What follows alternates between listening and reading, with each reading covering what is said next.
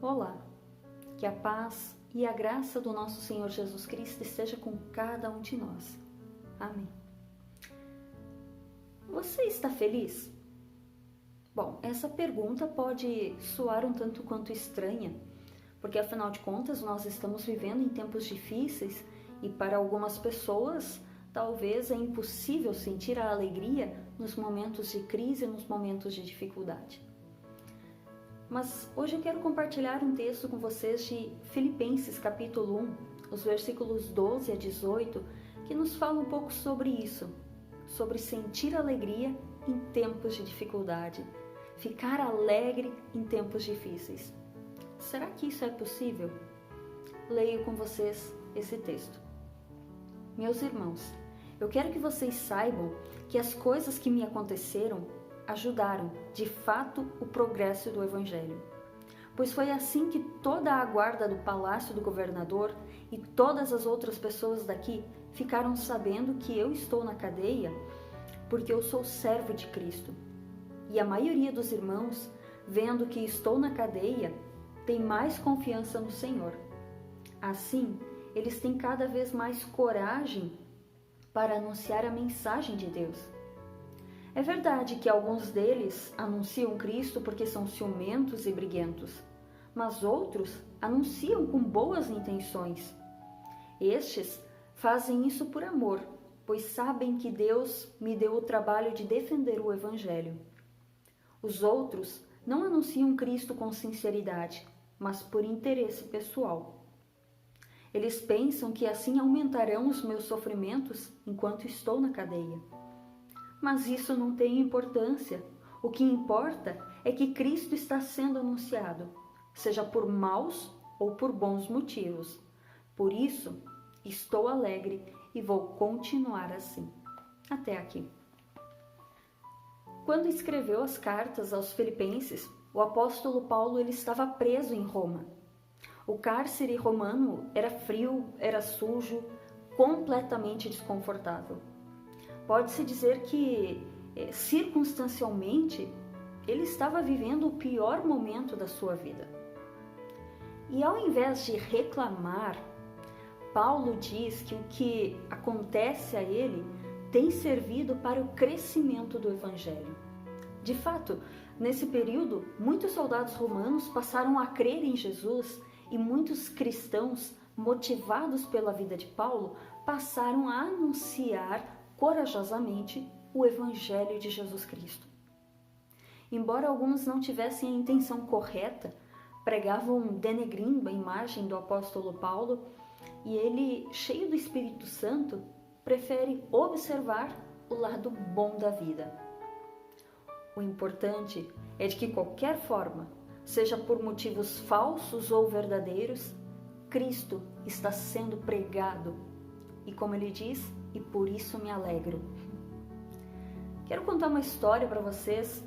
Diz que no século passado, um homem que vivia na Alemanha queria emigrar para a América do Norte.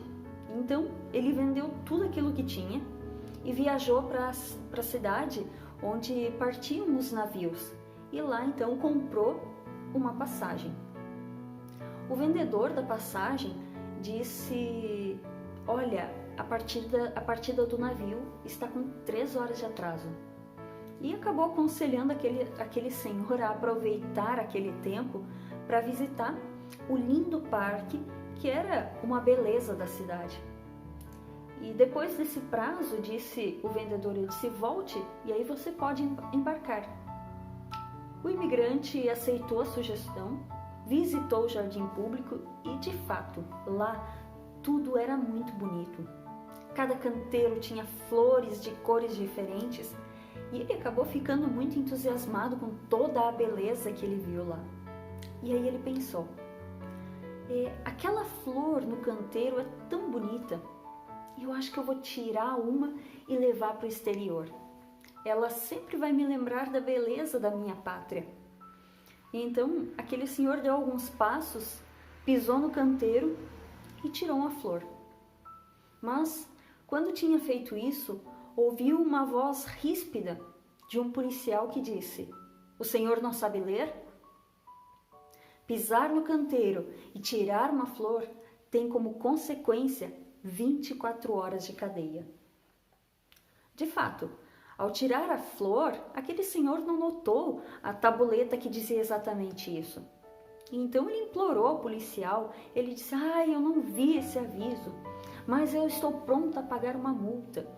Ele disse: eu já comprei a passagem e daqui 2 horas o meu navio vai partir. Ele disse: eu quero ir lá agora. Nada disso, respondeu o policial. A lei é de 24 horas na cadeia, então vem comigo. Não adiantou o protesto. Aquele senhor foi escoltado pelo policial até a cadeia pública e colocado dentro de uma cela. Desesperado, ele olhou pelas grades e viu o navio que, na hora indicada, lentamente se afastava do cais. A tristeza foi imensa. Ele tinha perdido o direito da passagem e, com isso, também havia perdido uma grande parte do seu dinheiro. E pontualmente, depois das 24 horas, o policial deixou aquele senhor sair da cadeia. E na rua, ele ouviu alguns meninos que vendiam jornais gritar o nome do seu navio. Ele comprou um jornal e leu. O navio foi pego por um furacão e afundou. Não há sobreviventes.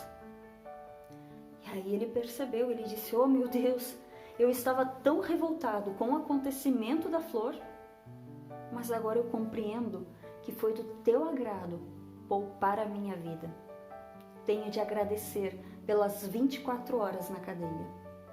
Se não tivesse acontecido isso, eu estaria entre os mortos no mar. Meus amados, nós precisamos nos lembrar sempre que Deus tem um plano conosco e um plano muito bem elaborado.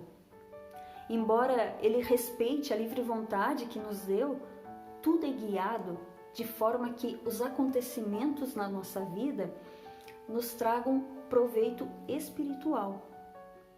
Sabendo disso, nós podemos agradecer desde já por tudo aquilo que nos acontece. Não existe acaso, nem destino cego. Tudo obedece a um plano divino. Até os acontecimentos mais pequenos são observados e guiados por Deus. E isso Jesus nos explicou de forma muito clara com as palavras de Mateus capítulo 10, versículos 30 e 31, quando ele diz: e quanto a vocês, até os cabelos todos da cabeça estão contados. Não temais, pois. Meus queridos, Deus muitas vezes tem propósitos ocultos em tempos difíceis.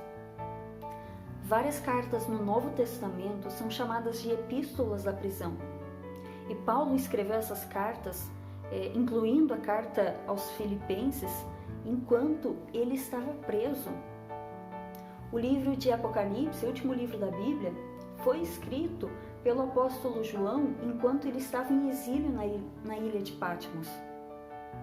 Outra foi durante os 12 anos na prisão em Bedford que John Bunyan, o grande pregador inglês, escreveu mais de 50 livros, entre eles o livro O Peregrino, o livro mais vendido no mundo, claro, depois da Bíblia.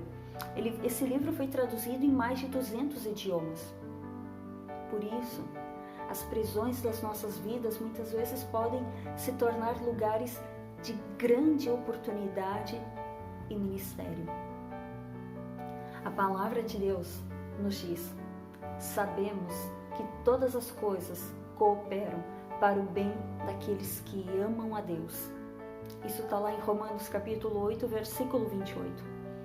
E quando a Bíblia fala sobre este bem, isso não significa que todos os nossos desejos vão se realizar. Por bem, a Bíblia compreende ser usado por Deus para ser uma bênção ao próximo. Além disso, é visto o que Deus fez da nossa vida, e assim Ele também é glorificado. Meus amados, que nós possamos crer que nada está oculto aos olhos de Deus. Que mesmo em meio às lutas nós possamos nos alegrar no Senhor e assim dar testemunho da nossa fé em Cristo, tanto em palavras como também em ações. Em tudo dai graças, porque esta é a vontade de Deus em Cristo Jesus. 1 Tessalonicenses, capítulo 5, versículo 18. E de fato, nós podemos dar graças ao nosso Deus, porque nada acontece em nossa vida sem o propósito de amor do nosso Deus. Amém. Eu quero te convidar para nós termos uma palavra de oração. Se você quiser, abaixa a tua cabeça, fecha os teus olhos, eu quero orar contigo. Senhor nosso Deus, nós te rendemos graças por permaneceres com cada um de nós. Obrigada pelo teu cuidado e o teu amor até aqui. Deus amado, nós vivemos dias difíceis. Nós amanhecemos sem saber como será o nosso dia. Se vamos experimentar momentos de alegria ou de decepção, de paz ou de inquietação. Mas Deus amado, ao teu lado, nós podemos enfrentar qualquer adversidade sem perder a alegria de viver, pois tu tens todas as coisas sob controle e tens também um propósito para cada situação. Pai amado, ajuda-nos a encontrar em ti a esperança que nos mantém de pé. Permanece com cada um de nós. É o que te pedimos e oramos em nome de Cristo Jesus. Amém. E que a paz de Deus, que excede todo entendimento, permaneça com você hoje e sempre. Amém.